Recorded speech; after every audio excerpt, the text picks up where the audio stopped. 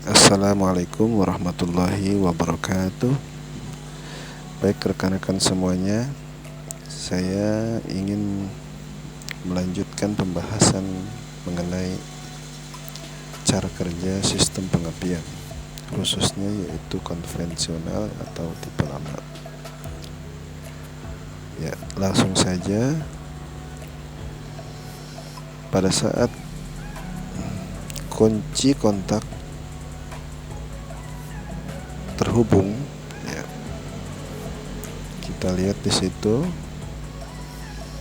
arus pada baterai ya akan mengalir melalui terminal positif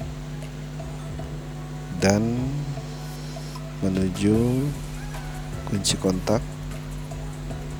Kemudian arus terus mengalir menuju fuse atau sikring untuk diamankan dan menuju terminal positif pada coil. Ya, di terminal positif inilah nanti ada dua lilitan, yaitu lilitan primer dan lilitan sekunder. Ya, arus akan kemana? Apakah ke primer atau ke sekunder? Nah, di sini arus akan melalui lilitan primer ya, yang berwarna merah. Ya. Setelah melalui lilitan primer yang berwarna merah, maka menuju terminal negatif pada koil. Ya, di situ terlihat terminal negatif, ya, keluar dan menuju platina. Ya, menuju platina untuk mendapatkan muatan negatif atau massa ya. Kebetulan ya, di platina berada terhubung atau bertempat di bodi massa. Ya, kita perhatikan platina dalam keadaan tertutup ya, sehingga arus pun dapat mengalir menuju massa. Ya, di sini platina kondisinya sedang tertutup. Pada kejadian ini, platina posisi tertutup, arus pun mendapat massa. Apa yang akan terjadi? Ya, maka pada koil pengapian akan terjadi medan magnet ya. Karena di dalam inti koil terdapat inti besi atau logam, sehingga terjadi kemagnetan. Baik, sampai sini saya rasa bisa dipahami bahwa jika arus sudah mengalir melalui lilitan primer dan platina dalam keadaan tertutup rapat, lalu mendapatkan massa, sehingga terjadilah medan magnet pada inti besi yang ada di koil ya. Itu pada posisi kunci kontak keadaan on ya, sehingga pas posisi platina menutup, arus mendapat massa dan terjadi magnet. Dalam keadaan ini kita perhatikan belum terjadinya tegangan tinggi yang dibangkitkan, sehingga pada busi pun belum terjadi percikan bunga api. Kemudian setelah kunci kontak on, maka kita lanjut ke kunci kontak posisi start. Pada saat kunci kontak posisi start, maka mesin akan bergerak dan di situ terdapat cam distributor yang ikut bergerak searah jarum jam, sehingga akan menggerakkan platina menjadi posisi terbuka. Setelah tadi tertutup, maka sekarang platina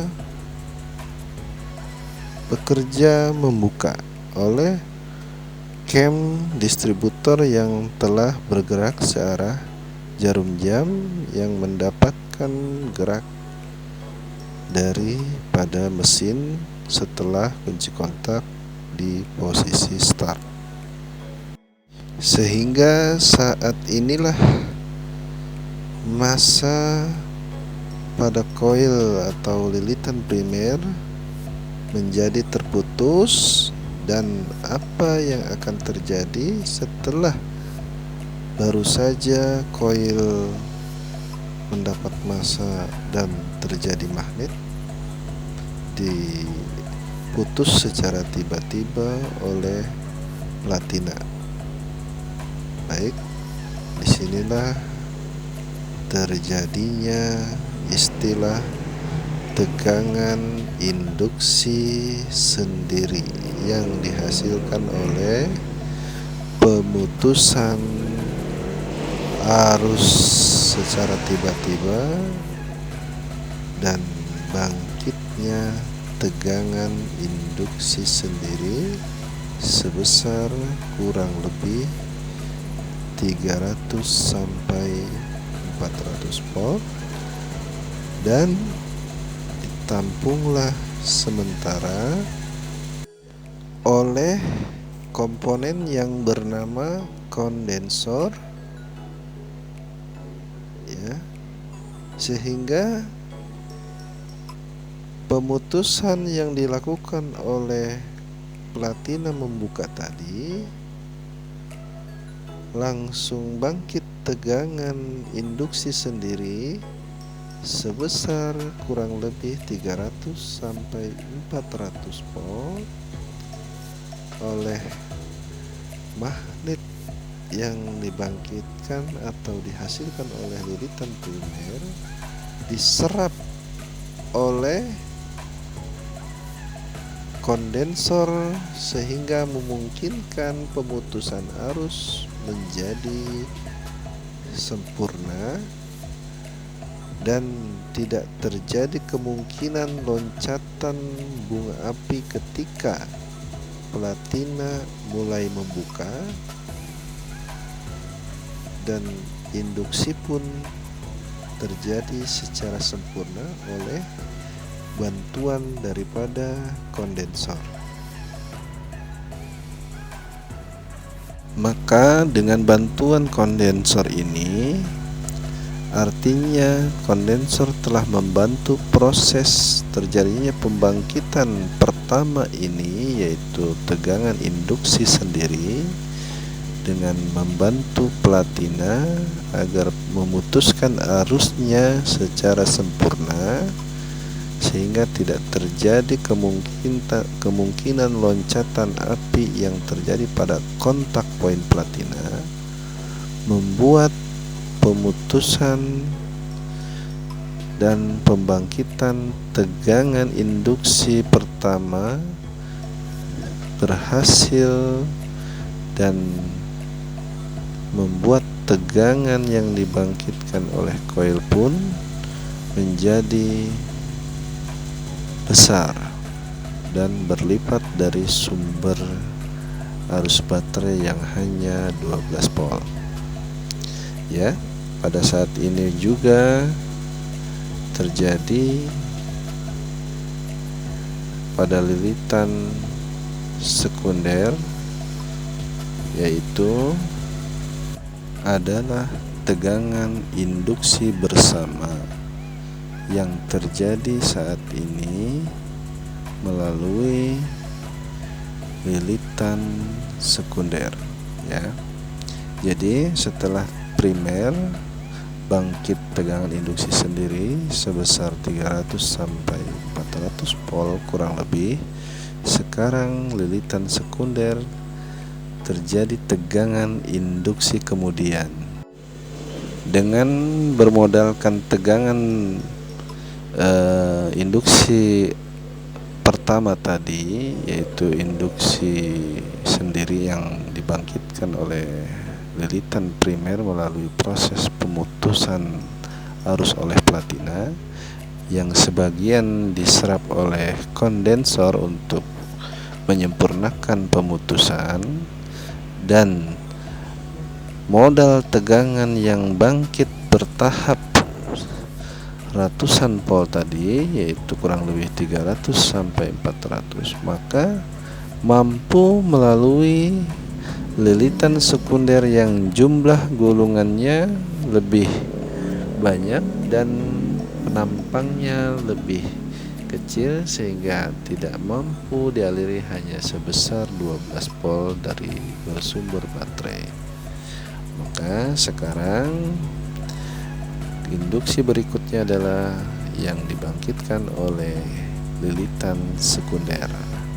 Dari situlah modal tegangan bertahap naik dari 12 sampai ratusan volt sampai sekarang menjadi puluhan ribu volt.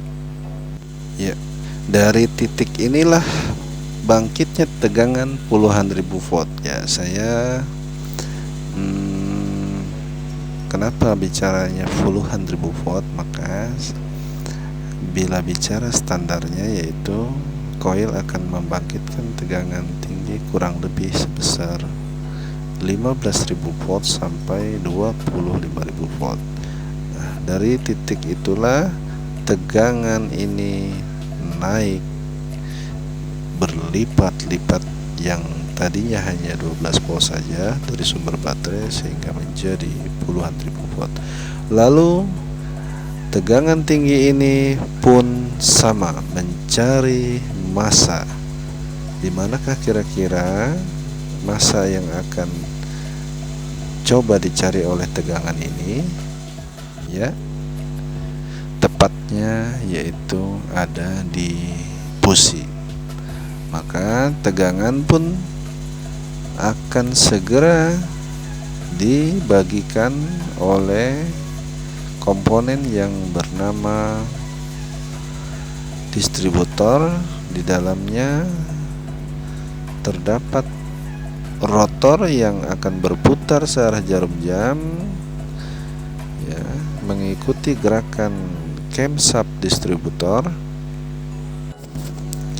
ya, yang akan segera membagikan tegangan tinggi tadi ke tiap-tiap kabel busi sesuai urutan pengapian, yaitu 1, 3, 4, 2. Lalu arus pun akan mengalir melalui rotor dan menuju ke kabel tegangan tinggi ataupun kabel busi. Lalu dari kabel busi menujulah ke busi, dan dari busi akan menghasilkan loncatan bunga api. Ya, kita lihat sama-sama. Di situ ada garis merahnya yang dari terminal tegangan tinggi pada koil, lalu garis merah menuju rotor, dan dari rotor itulah nanti akan dibagi-bagikan ke tiap-tiap kabel busi, dan disitulah terlihat tanda merah pada garis kabel busi, yang artinya tegangan tinggi mengalir menuju busi dan loncatlah sehingga mendapatkan massa dan terjadi percikan bunga api. Ya, percikan bunga api inilah yang nanti akan dimanfaatkan agar dapat membakar campuran udara dan bahan bakar yang telah dikompresikan atau dipadatkan sehingga mampu untuk mendorong piston dari hasil ledakan yang besar. Dan disitulah awal prinsip kerja motor bensin yang merubah energi panas atau ledakan menjadi energi gerak yang dimanfaatkan untuk bisa menggerakkan mesin dan kendaraan. Ya, tentunya harus dengan waktu yang sesuai standar timing pengapian. Oke, jadi cukup mungkin ya, mudah-mudahan bisa dimengerti dan semoga bermanfaat. Dan itulah tadi uraian yang bisa saya sampaikan mengenai cara kerja sistem pengapian konvensional. Ya, selamat belajar dan semoga menjadi teknisi, calon-calon teknisi yang handal. Amin ya rabbal alamin. Wassalamualaikum warahmatullahi wabarakatuh.